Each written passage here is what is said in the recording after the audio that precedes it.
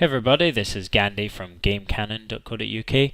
Today I'm going to look at Planetside 2. I want to start doing some basic videos for new players who maybe haven't played the original, or maybe some of you who have played the original and are about to embark on the new installment.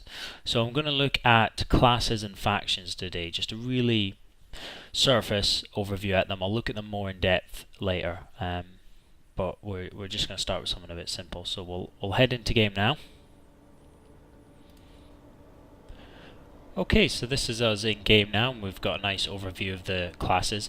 This is going to be a good video even if you've played a bit of Planetside, because I think there's very little similarities in a way with the class system. Basically, throughout the game, as you're playing, killing people, capturing bases, you will grow in battle ranks. Okay, now that is pretty much where the similarity between Planetside and Planetside 2 ends.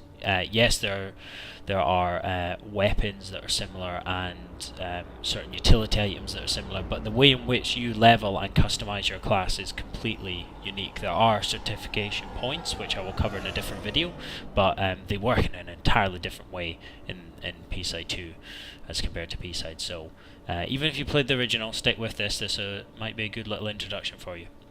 So we'll look at the first class, the Infiltrator. Now all the classes have an ability. Okay, so I'll go through the abilities as we go. The Infiltrator is really a sniper, you know. Precision shot, vulnerable, but deadly when used correctly. And the ability they have is a cloak. And that basically, you know, all these abilities, bar the Engineer's Turret, have a cooldown. So yes, you can use it, but you can't just stay hidden indefinitely. That's going to run out, and you're going to have to, you know, pop up or hope that you're behind a rock by the time it runs out. It is the most vulnerable of all the classes, but it's the only one that can use the sniper. It's the only one that can use the cloak. Okay, you also get anti-personnel mines and satchel charges in this class, and the weapons you use are the pistol, the carbine, and the sniper. There's various modifications, and I will go into the way that you can really expand a class further in my future videos, but we're just looking at very over-the-top views. So if you like sniping, if you like sneaking around, you don't mind being a bit vulnerable and the chance of dying a lot, then this is a good class. This is the one I play. I like it a lot. Moving down, Light Assault. Light Assault's ability is the Jump Jet. This makes it by far the most agile of all the classes. You can get up onto buildings you're maybe not supposed to. You can leap up in the air to fire a vehicle that's disappearing over the horizon. You can surprise enemies. It's really good for a fast assault class. You know, if you want to get in light foot, hit them hard and get back out again, good class for that. Again, cooldown on that ability, so just be wary of that. The light assault class has the largest selection of explosives. You get grenades and C4 charges. Your weapons that you can use are the pistol, the shotgun, the carbine. So it's a good varied class as well. This one, if you just fancy a bit of assault, as I say, but you don't want to be slowed down or be using the heavier weapons, it's a good one. Agile and fast. Moving on, it's the Combat Medic. Special ability there is the self-heal. Very useful because you can spend so much time healing everyone else you forget about yourself. So it's nice to have that tucked in the bag. You also get a healing grenade and rebirth technology that basically is revive and is in the form of a grenade. So it's really, this was a support class. You're not going to be going out there and necessarily getting all the kills. You know, you're there to gain points through supporting and reviving your team, and maybe staying a little bit back at times. You will be able to kill. You're still, you know, an effective killing machine. But this is more for people interested in assisting a squad group. So that class is able to use grenades in terms of explosives. They get the pistol, the shotgun, the carbine, and the rifle as their weapons. They get the medical applicator. That's how you heal friendlies. You also get an AoE medical applicator, and as I said, the rebirth grenade. Lots of these things can be enhanced and unlocked using certification points, and as I said, that will be covered in another video. So just focus right now on what these classes do, what they're best at, and which one you quite fancy playing. Okay, moving on to the Engineer. The ability is the ACE turret, ACE standing for Advanced Construction Engine. Those of you who have played Planetside will be familiar with the ACE. It used to be something you'd hold in your inventory, and it was basically like a little oval egg like object which could transform into any number of things. You could make a mine, or what was called a boomer mine. You can make it into a turret. In this it works slightly differently. You start out, as I say, with this turret ability, and you can deploy that and then man it to shoot down enemy infantry.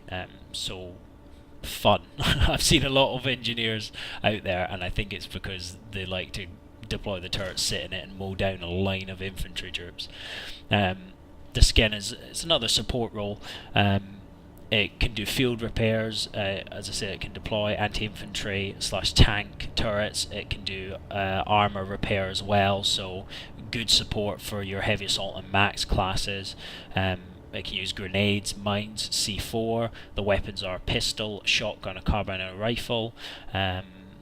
Good one if you like doing things a little bit differently, because you're deadly, but you've got to go about it in maybe a bit more sneaky way. You're not going to be hanging back so much, but maxes are going to love you, so you can hide behind them, the big suits, which we'll come on to in a minute. Heavy assault. Okay, so for heavy assault, their ability is a personal shield. Now, these guys are as big as you get without going into a max suit. You know, they use the reinforced heavy exosuit, which slows them down slightly, but gives them a lot of extra protection. It's the only class that can use LMGs, like machine guns, which just kick out a door full of bullets. If you're in a corridor and you're up against an LMG, I suggest leaving, because you're not going to win. They use grenades as their explosives, so the weapons are the pistol, the LMG. They can also use the anti-vehicular / anti-aircraft / anti-infantry weapons. A tough little beast, and that ability really does come in handy, because you're as a heavy assault, you're front line, and if you can pop up a shield, that's going to aid you a lot. Now the max suit. One of the favourites. It's the mechanized assault exosuit, and they have 3 abilities. They've got the charge, which you start off with, is just a burst of speed forward. You also get an overdrive ability and an empire specific ability, which will vary depending on which empire you choose.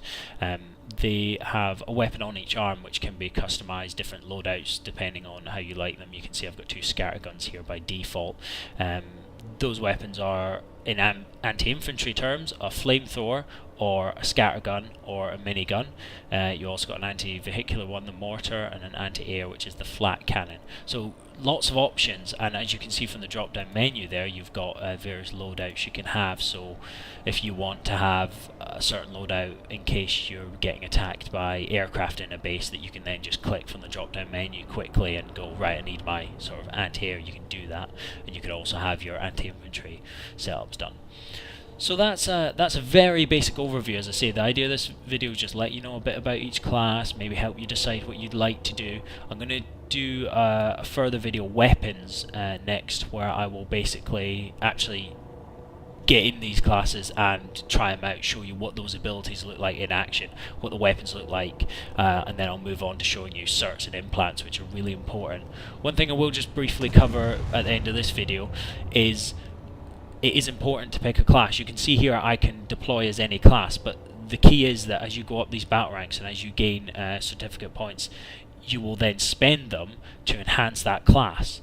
Now, if you're spending your points all across the board, you're gonna be weak across the board. If you focus on a single class, you're gonna be strong in a certain area. Certainly down the line, everyone's gonna get quite strong in a numerous number of classes, but for now I suggest picking maybe even 2 that you like and spending your points on them, because everyone's going to be racing to get to the sort of top tier of the classes, so really try to nail down which one you like. Okay, I think that's all for now. Hopefully this has been helpful, and as I say, I will be covering basically all aspects of the game to just help new players and old players get used to the new system, because Planetside 2 is a great game, but it can be a little complex. Alright, thanks folks, I'll see you soon.